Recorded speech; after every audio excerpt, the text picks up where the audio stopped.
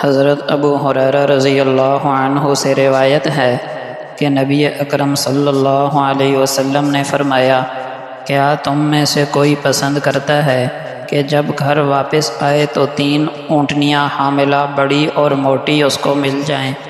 ہم نے عرض کیا، بے شک ضرور پسند کرتے ہیں۔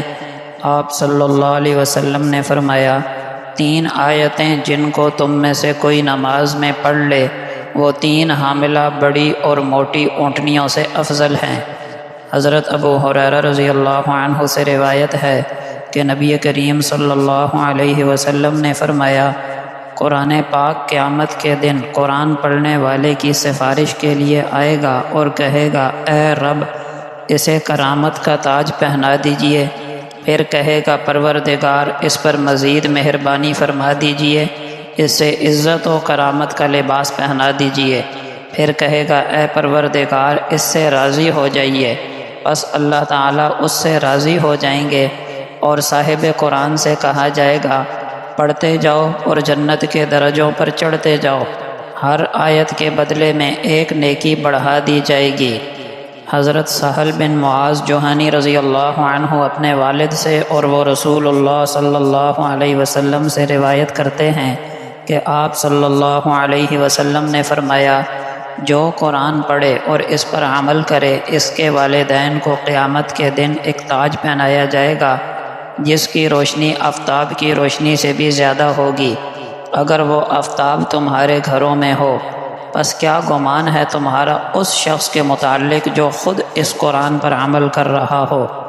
سیدنا علی بن ابی طالب رضی اللہ عنہ فرماتے ہیں کہ رسول اللہ صلی اللہ علیہ وسلم نے فرمایا، جس شخص نے قرآن پڑھا پھر اس کو حفظ کیا اور اس کے حلال کو حلال جانا اور حرام کو حرام جانا، اللہ تعالیٰ اسے جنت میں داخل فرمائیں گے اور اس کے گھرانے میں سے ایسے 10 آدمیوں کے بارے میں اس کی شفاعت قبول فرمائیں گے جن کے لیے جہنم واجب ہو چکی ہو۔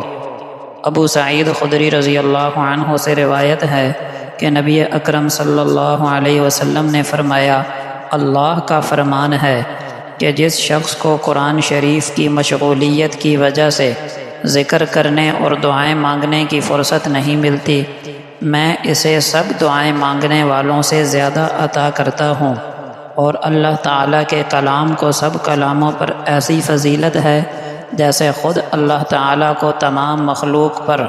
ابو سعید خدری رضی اللہ عنہ فرماتے ہیں کہ کچھ صحابہ کرام سفر میں تھے، ان کا عرب قبیلوں میں سے ایک قبیلے پر گزر ہوا، انہوں نے مہمانی چاہی لیکن انہوں نے میزبانی نہ کی۔